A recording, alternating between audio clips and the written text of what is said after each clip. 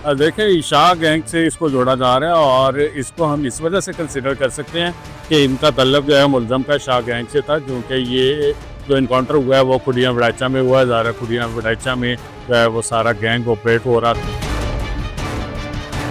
14 से 15 लोग जो हमारी इंफॉर्मेशन के मुताबिक जो है वो इस गैंग के जो पुलिस इनकाउंटर में या सीसीडी के साथ इनकाउंटर में अब तक मारे गए हैं।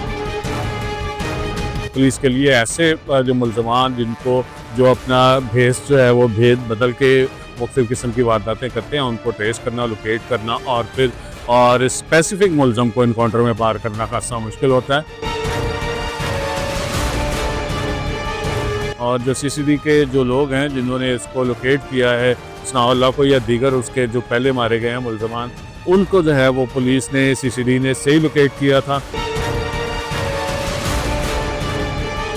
पोस्ट इनकाउंटर ऑप्शंस होते हैं कि वो बहुत सारे एफआईआर जो हैं उनको भी पुलिस क्लोज करना चाह रही होती है। इस वजह से इस टाइप के जो मुलजमान होते हैं जो हीनियस क्राइम में ऑलरेडी मुलव्वस होते हैं और इसके ऊपर मुख्तलिफ थानों की एफआईआर जो हैं वो डाल के उन एफआईआर को मुस्तकिल तौर पर क्लोज कर दिया जाता है।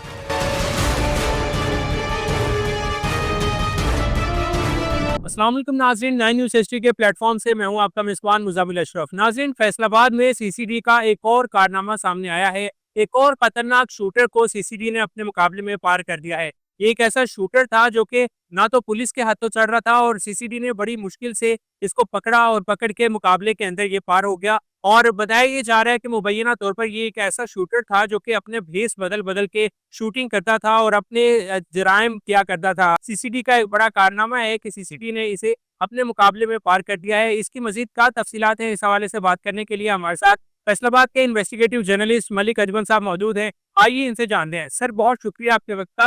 मुझे ये बताइएगा कि इस केस के हवाले से आपके पास क्या तफसीलात हैं, ये सारा केस कैसे डेवलप होता है?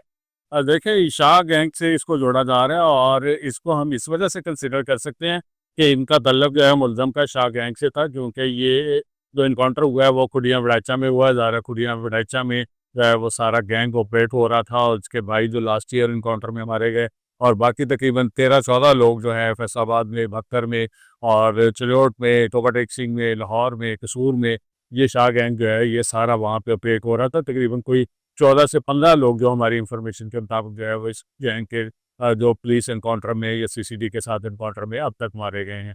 और ये जो मुलज़म है स्पेसिफिकली, जिस तरह आपने भी बात की सनाउल्लाह के हवाले से, तो खासा जो है ये पुलिस जो इसके हवाले से या सीसीडी जो डिस्क्लोज कर रही है इंफॉर्मेशन के ये अपना रूप जो है वो बदल के जो है वो मुख्तलिफ़ किस्म की वारदातें करता था। ऑब्वियसली जो पुलिस के लिए ऐसे जो मुलज़मान जिनको जो अपना भेस जो है वो भेद बदल के मुख्तलिफ़ किस्म की वारदातें करते हैं, उनको ट्रेस करना, लोकेट करना और फिर स्पेसिफिक मुलज़म को इनकाउंटर में पार करना खासा मुश्किल होता है। सीसीडी की ये एक बड़ी कामयाबी है कि उन्होंने इस मुलज़म को जो है वो इनकाउंटर में इसको फारिग किया है।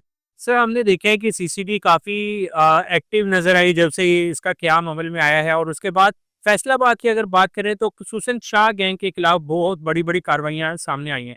लेकिन वहीं पर जब जैसे हमने लास्ट स्टोरी भी ब्रेक की थी शाह गैंग के हवाले से, तो उसके बाद लोगों का ये रद्द-ए-अमल आया, कुछ लोग इस पे तनकीद कर रहे हैं। वो ये समझते हैं कि इस गैंग का तो हमने नाम पहले सुना ही नहीं था। क्या ये सारा कुछ प्लांटेड तो नहीं है? क्या ये अपनी जो फेस सेविंग होती है सीसीडी की जानिब से वो की जा रही है? या फिर ये एक फर्जी गैंग है?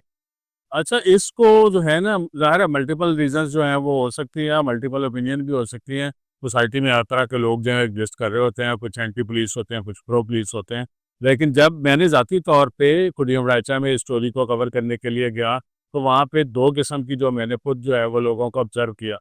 पहले तो वो लोग थे जो इस तमाम गैंग से जो है वो परेशान थे और उन्होंने जो है वो पुलिस की या सीसीडी की तरफ से जो इस टाइप की एक्टिविटीज़ हो रही थी, इसको ना सिर्फ इनकरेज किया था बल्कि उन्होंने जो है वो इस टाइप का पुलिस या सीसीडी को जो है वो मज़ीद कार्रवाइयाँ करने के हवाले से एप्रिशिएट भी किया था और वो वेट कर रहे थे कि ये गैंग जो है इसका मुकम्मल तौर पे ख़ात्मा होना चाहिए। लेकिन उसी गाँव में कुछ ऐसे लोग भी थे जो इन मुल्ज़मान के या दोस्त होंगे या उनका माज़ी में तल्लक रहा होगा या उनके रिश्तेदार होंगे, तो वो लोग जो हैं वो इनको विक्टिम कंसिडर कर रहे थे और उसका उनका ये दावा था कि सीसीडी ने जो है वो इनके साथ जुल्म किया। क्योंकि जो ये गुलफान है, जो इस गैंग को ऑपरेट कर रहा था, इनके बड़े भाई जो हैं, जो एक्चुअली इस गैंग को लीड कर रहे थे, जिनको पुलिस ने जो है वो बिहाड़ी के करीब लास्ट ईयर इनकाउंटर में पार किया था, और वहीं पे जो है वो फैसलाबाद पुलिस के एक डीएसपी थे, गालिबन उनका नदीम नाम था, वो इसमें ज़ख्मी भी हुए थे इस इनकाउंटर में। तो वो एक्चुअली इस गैंग को वकास जो है वो ऑपरेट कर रहे थे, और बाद में जो है वो उस उनके दीगर भाइयों ने जो है वो इसको कंट्रोल किया इस गैंग को। और गैंग के नाम जो है वो तब्दील होते रहते हैं, क्योंकि पुलिस जो है वो डिफरेंट किस्म के जो लोकेशंस के साथ काम कर रही होती है, और मुल्ज़मान जो है वो डिफरेंट लोकेशंस के साथ और डिफरेंट नेम्स के साथ जो है वो काम कर रहे होते हैं। इस वजह से ये बड़ा इशू नहीं है कि नाम क्या था, इशू बड़ा ये है कि क्या मुल्ज़मान जो है एक्स्ट्रा जुडिशल किलिंग को भी हुई, क्या मुल्ज़मान जो है वो डिज़र्व करते थे, क्या इनकाउंटर जो है वो फेक तो नहीं हुआ, और जो सीसीडी के जो लोग हैं जिन्होंने इसको लोकेट किया है, सनाउल्लाह को या दीगर उसके जो पहले मारे गए हैं मुल्ज़मान, उनको जो है वो पुलिस ने, सीसीडी ने सही लोकेट किया था, और उसके जो पोस्ट एनकाउंटर जो सिचुएशन है, उसको किस तरह काउंटर किया गया, पोस्टमार्टम कैसे हुआ, और उसके बाद जो है वो उसकी रिपोर्ट कैसे बनाई गई, पुलिस डिपार्टमेंट में क्या रिपोर्ट गई, अदलिया ने इसके हवाले से क्या रोल प्ले किया, इस टाइप की बहुत सारी चीज़ें जो हैं वो माज़ी में हम कवर करते रहे हैं, लेकिन अब जो है ये खासी दूर चली गई हैं, नॉर्मली जर्नलिस्ट जो है अब इनको कवर नहीं कर रहे। सही है। सर मुझे ये बताइएगा कि शाह गैंग के हवाले से भी और स्पेसिफिकली सनाउल्लाह मुजरिम के हवाले से कि ये किस तरह से इनका तरीका वारदात का होता था? जैसे पुलिस भी बता रही है कि भेस बदल लेते थे, और ये किन-किन जुराइम में मुलव्विस पाए गए? देखिए, हमें तो इनिशियली जो एफआईआर है और उसके बाद पुलिस का रिकॉर्ड है। पुलिस के रिकॉर्ड में तो हमने देखना पड़ेगा, ज़ाहिर है ये इसके एग्ज़ाम कत्ल के थे, जिसमें 324 इसको कहते हैं, 302 के यानी कि कत्ल के जो मुल्ज़मान थे, फिर रॉबरी है, 392 की दफ़ात हैं, और इसके अलावा रेप है।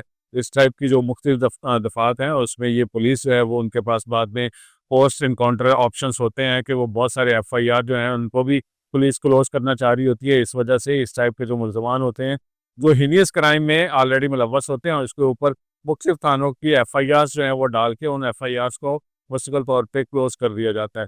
हमें तो पुलिस की तरफ से ही ज़ाहिर है इंफॉर्मेशन जो मिली है वो ट्रेसपासिंग की है, और उसके अलावा मर्डर की है, रॉबरी की है, रेप की है, इस टाइप की इंफॉर्मेशन पुलिस जो है वो इनके हवाले से शेयर करती है। जो आपने बात की है कि ये भेस बदल के या अपना भेद बदल के जो है वो काम कर रहे थे, तो इसके हवाले से मुख्तलिफ किस्म की आराम हैं, वो जो है वो पुलिस इस हवाले से ज़्यादा बेहतर जी, सर बहुत शुक्रिया आपके वक़्त का। यकीनन नाज़रीन आपने देखा कि किस तरह से अजमल मलिक साहब ने इस पूरी स्टोरी को ब्रेक किया कि सीसीडी की जानिब से एक ऐसे शख्स को पार लगाया गया जो कि शाह गैंग का हिस्सा भी था, और जो भेस बदल-बदल के कार्रवाइयाँ किया करता था। फिलवक़्त मुझे दीजिए इजाज़त, अल्लाह हाफ़िज़।